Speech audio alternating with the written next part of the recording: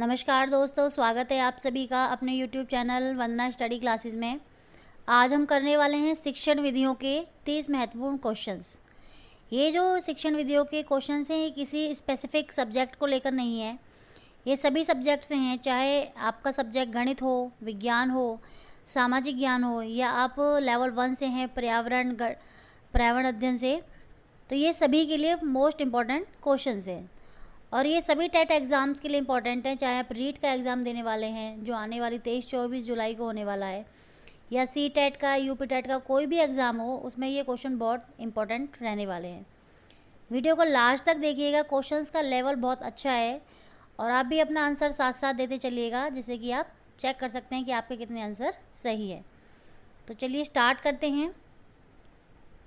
पहला क्वेश्चन है, स्वयं से उदाहरण देना और स्वयं के नियम बनाना किस उद्देश्य की पूर्ति को दर्शाता है। मतलब स्वयं ही उदाहरण देना, अपने आप उदाहरण देना और स्वयं कोई नियम बनाना किस उद्देश्य की पूर्ति को दर्शाता है।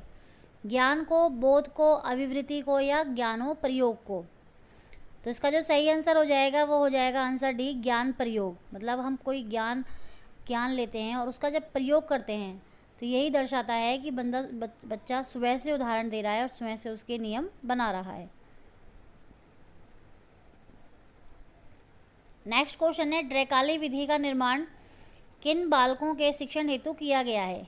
ड्रेकाली विधि है, इसका निर्माण किन बालकों के शिक्षण के लिए किया गया है। प्रतिभाशाली बालक, मूक, बधिर व मंदबुद्धि बालक, सृजनशील बालक, या विशिष्ट बालक। तो जो ड्रेकाली विधि है इसके प्रतिपादक ड्रेकाली थे, ये सभी जानते हैं।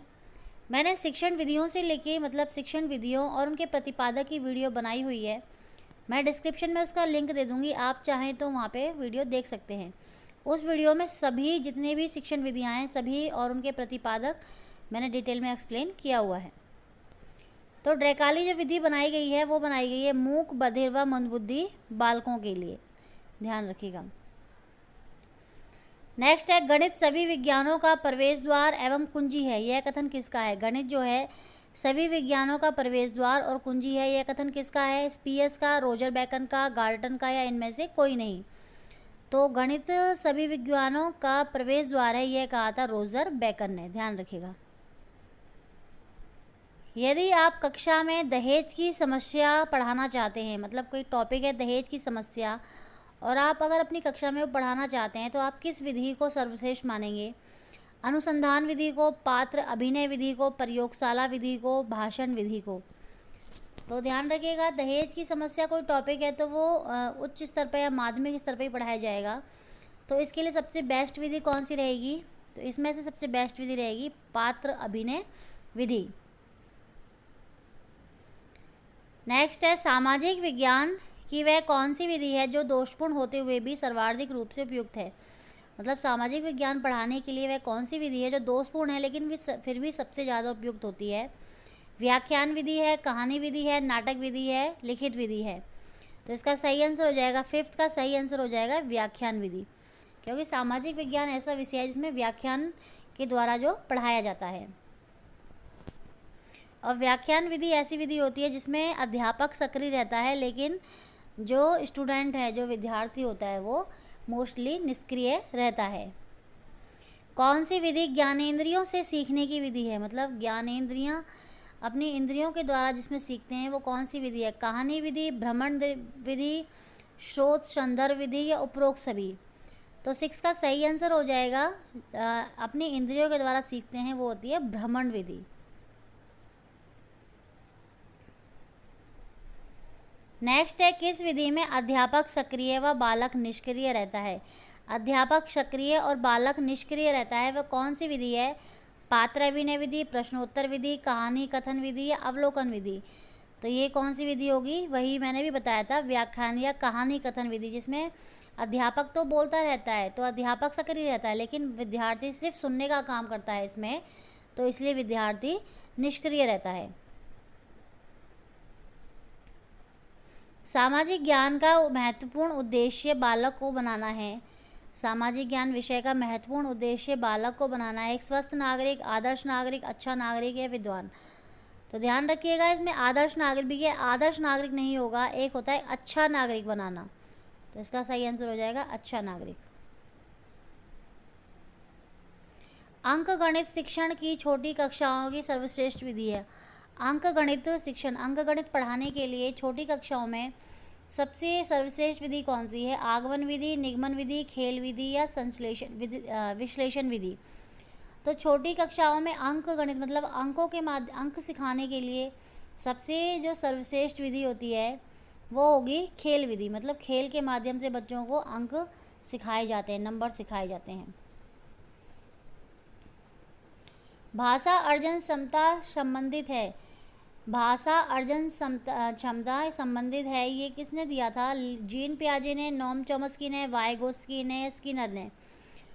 भाषा अर्जन क्षमता, ध्यान रखिएगा इंग्लिश में इसके लिए वर्ड यूज़ होता है LAD। कई बार पूछ लिया जाता है कि LAD का कॉन्सेप्ट किसने दिया था या LAD किससे संबंधित है। तो ये कॉन्सेप्ट है LAD, लैंग्वेज एक्विजिशन डिवाइस, और ये दिया था किसने? नोम चॉम्स्की ने, ध्यान रखिएगा। मूल्यांकन शिक्षण का अभिन्न अंग है, क्योंकि मूल्यांकन जो है शिक्षण का अभिन्न अंग है, क्योंकि इससे बालक अनुशासित रहते हैं। अध्यापक का बालकों पर प्रभाव बना रहता है। अध्यापक को शिक्षण की सफलता का स्तर पता चलता है और अध्यापक सचेत रहता है। तो मूल्यांकन शिक्षण का अभिन्न अंग इसलिए है क्योंकि इसमें अध्यापक को शिक्षण की सफलता का पता चलता है।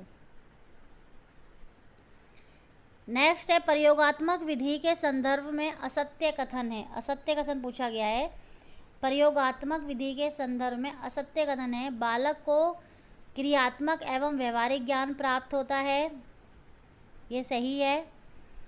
बालक स्वयं करके सीखते हैं, इसमें प्रयोगात्मक, यह भी सही है। यह प्राथमिक स्तर के लिए उपयुक्त है, इसमें अर्जित सैद्धांतिक ज्ञान स्थायी होता है। तो देखिए असत्य पूछा गया है, गलत इसमें यही होगा कि यह प्राथमिक स्तर के लिए उपयुक्त है, जबकि यह प्राथमिक स्तर के लिए उपयुक्त नहीं है। क्वेश्चन नंबर 13 है, पर्यवेक्षित अध्ययन विधि का संबंध है। पर्यवेक्षित जो अध्ययन विधि है इसका संबंध किससे होता है? स्मृति स्तर से, बोध स्तर से, चिंतन स्तर से, विचार विमर्श स्तर से। तो पर्यवेक्षित अध्ययन विधि का संबंध है, ये किससे होता है? ये होता है बोध स्तर से, ध्यान रखिएगा। जब विषय वस्तु को कंठस्थ करने पर बल दिया जाता है उस समय हम शिक्षण के किस स्तर पर होते हैं? मतलब जब विषय वस्तु को कंठस्थ माने उसको याद करवाने या रटाने पर जोर दिया जाता है तो हम शिक्षण के किस स्तर पर होते हैं? तो स्मृति स्तर, बोध स्तर, चिंतन स्तर या इनमें से कोई नहीं। जब विषय वस्तु को याद कराने पर, मतलब याद करने का मतलब है उसे रटाने पर जोर दिया जाता है उसे, तो हम होते हैं शिक्षण के स्मृति स्तर पर, ध्यान रखिएगा। प्रायोजना विधि के प्रतिपादक है, इंपॉर्टेंट क्वेश्चन है, बहुत बार पूछा गया है ये। प्रायोजना विधि के प्रतिपादक कौन है? फ्रॉबेल है, एलन है, किलपैट्रिक है या फ्रायड है? तो प्रायोजना विधि के प्रतिपादक है किलपैट्रिक, ध्यान रखिएगा। वीडियो आपको कैसी लग रही है आप कमेंट बॉक्स में ज़रूर बताइएगा, और वीडियो को लास्ट तक देखिएगा, लास्ट तक ज़रूर देखिएगा। क्वेश्चंस का लेवल काफ़ी अच्छा है और आने वाले एग्ज़ाम में आपको ये वीडियो बहुत ही उपयोगी रहने वाली है।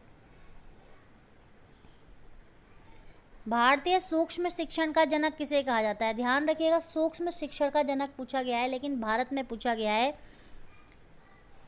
SK गुप्ता हैं, दीनदयाल तिवारी हैं, आशुतोष मुखर्जी हैं या इनमें से कोई नहीं है?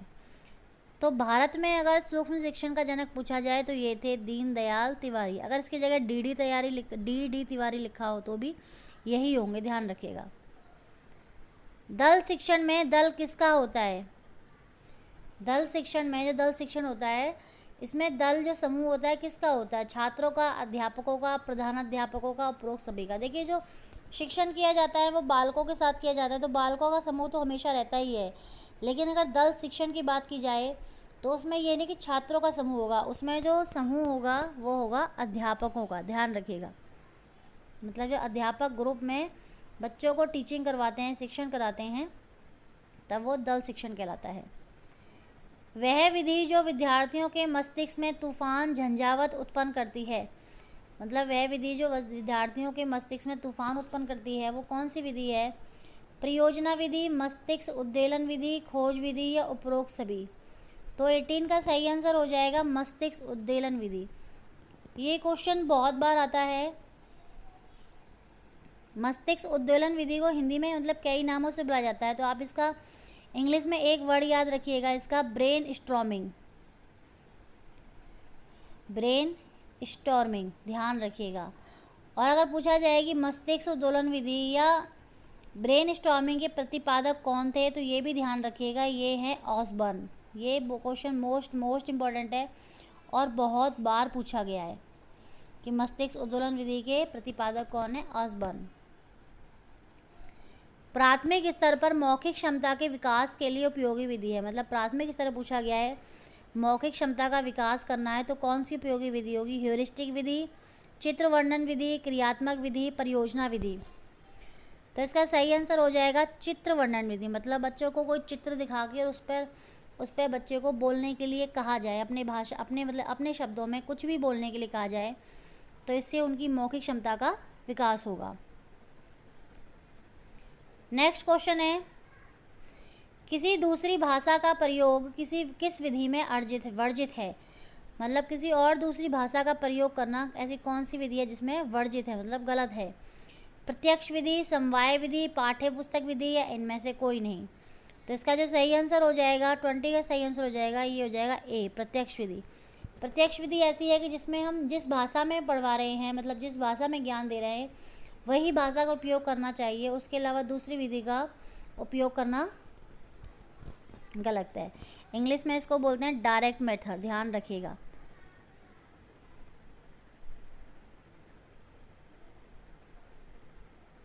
सूक्ष्म शिक्षण के जनक है, देखिए सूक्ष्म शिक्षण के जनक पूछा गया है, Keith Aitchison, Thorndike, Skinner, David Allen. ऊपर जो क्वेश्चन था उसमें सूक्ष्म शिक्षण का भारतीय जनक पूछा गया था, मतलब भारत में पूछा गया था, तो वो थे दीनदयाल तिवारी। लेकिन अगर सिर्फ सूक्ष्म शिक्षण के जनक पूछा जाए विश्व में, तो ये होंगे, इसका सही आंसर हो जाएगा कीथ एचिसन, ध्यान रखिएगा। नेक्स्ट है, ग्रहात्मक कौशल कौन से हैं। ग्रहात्मक कौशल का मतलब ग्रहण करना। जिन कौशलों के माध्यम से हम कुछ भी ग्रहण करते हैं वो कौन से हैं। पढ़ना लिखना, सुनना बोलना, पढ़ना और बोलना, सुनना और पढ़ना। तो किन कौशलों के माध्यम से हम कुछ भी ग्रहण करते हैं, तो वो होता है सुनना। हम किसी की बातें सुनकर या कुछ पढ़कर हम ग्रहण करते हैं। अगर पूछा जाता है कि अभिव्यक्ति कौशल कौन सा है, मतलब जिसमें हम व्यक्त करते हैं अपनी भावनाएं, विचार, तो वो कौन से कौशल होंगे, तो वो होता है एक लिखना, एक तो लिखकर व्यक्त करते हैं और दूसरा होता है बोलना या वाचन कह सकते हैं। छोटे बालकों की कल्पना शक्ति विकसित करने का सर्वोत्तम माध्यम है, मतलब छोटे बच्चों की अगर कल्पना शक्ति को विकसित करना हो तो क्या सही रहेगा इसमें। परियों की कहानी सुनाना, पौराणिक गाथाएं सुनाना, साहित्यिक रचनाएं सुनाना या महापुरुषों की जीवनियाँ सुनाना। तो छोटे बच्चों के लिए सर्वोत्तम बेस्ट रहेगा परियों की कहानियाँ। आप अपने ऊपर रख के सोच सकते हैं कि जब हम छोटे थे तो हम मतलब बच्चे किस चीज़ में ज़्यादा रुचि लेते हैं, और जिसमें वो रुचि लेंगे वही उन्हीं से उनकी कल्पना शक्ति का विकास होगा। शिक्षण सहायक सामग्री का प्रयोग सबसे पहले भारत में किस विधि के अंतर्गत किया गया था। इंपॉर्टेंट क्वेश्चन है कि शिक्षण सहायक सामग्री का प्रयोग भारत के अंदर सबसे पहले किस विधि में किया गया था। बुनियादी दल शिक्षण में, बुनियादी शिक्षा में, खेल विधि में या सभी में। तो इसका जो सही आंसर हो जाएगा 24 का, ये हो जाएगा बुनियादी शिक्षा।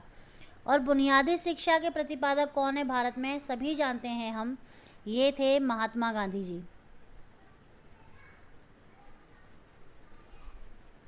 फिर है भाषा प्रयोगशाला है। भाषा प्रयोगशाला है, भाषा शिक्षण कक्ष होता है, भाषा निर्देशन कक्ष होता है, भाषा उपकरणों से युक्त कक्ष होता है या भाषा उपकरणों से मुक्त कक्ष होता है। तो भाषा की जो प्रयोगशाला होगी वो होगी भाषा के उपकरणों से युक्त कक्ष, ध्यान रखिएगा। वह कौन सा कौशल है जो ज्ञान को स्थायित्व प्रदान करता है, मतलब ज्ञान को स्थायित्व प्रदान किस कौशल के द्वारा किया जाता है। लेखन के द्वारा, श्रवण के द्वारा, मौखिक अभिव्यक्ति के द्वारा या पठन के द्वारा। तो कौशल कौन सा है जिस ज्ञान को स्थायित्व प्रदान किया जाता है। तो 26 का सही आंसर हो जाएगा लेखन। लेखन के द्वारा ही कोई भी ज्ञान हो, हम वो सिर्फ पढ़कर उसको स्थायित्व प्रदान नहीं किया जा सकता, पढ़कर या सुनकर या बोलकर। लिखकर ही उसको स्थायित्व प्रदान किया जाता है। नेक्स्ट क्वेश्चन है, निम्न में से कौन सा सुमेलित नहीं है? सुमेलित नहीं पूछा गया है। बुनियादी शिक्षा महात्मा गांधी थे, ये सही है। जीवन केंद्र शिक्षा दी थी फ्रॉबेल ने, ये भी सही है।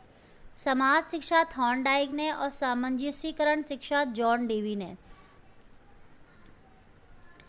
तो देखिए सामंजस्यीकरण की शिक्षा जो दी थी वो जॉन डेवी ने दी थी, सही है, लेकिन थॉर्नडाइक ने सामाजिक शिक्षा नहीं दी हुई है। तो इसका जो सही आंसर हो जाएगा बी सी हो जाएगा कि सुमेलित नहीं है, ध्यान रखिएगा। भाषा है, भाषा क्या है? अभिव्यक्ति है, विचार है, सामाजिक है, उपरोक्त सभी है। तो ध्यान रखिएगा भाषा के द्वारा ही व्यक्ति अभिव्यक्ति करता है, विचार प्रकट करता है और भाषा सामाजिक भी होती है। तो इसका सही आंसर हो जाएगा उपरोक्त सभी। एक बालक में भाषा उपागम के लिए महत्वपूर्ण है। एक बच्चे में भाषा को उपागम के लिए मतलब अर्जित करने के लिए क्या ज़रूरी है? अनुकरण जरूरी है, अभ्यास जरूरी है, या जिज्ञासा जरूरी है, या उपरोक्त सभी। तो इसका सही आंसर हो जाएगा उपरोक्त सभी। बालक को भाषा सीखने के लिए ये सभी जरूरी हैं, अनुकरण भी, अभ्यास भी और जिज्ञासा भी। आज का लास्ट क्वेश्चन है, मानसिक शक्तियों का विकास करने की विधि विकास करने वाली है। मानसिक शक्तियों का विकास किससे होता है? समस्या समाधान से, अवलोकन से, परियोजना से, या सामाजिकृत अभिव्यक्ति से। तो मानसिक शक्तियों का जो विकास होता है वो होता है समस्या समाधान विधि से। तो ये थे आज की वीडियो के 30 क्वेश्चन कैसे लगे आपको कमेंट करके ज़रूर बताइएगा। वीडियो अगर अच्छी लगे, क्वेश्चन अच्छे लगे तो वीडियो को लाइक कर दीजिएगा।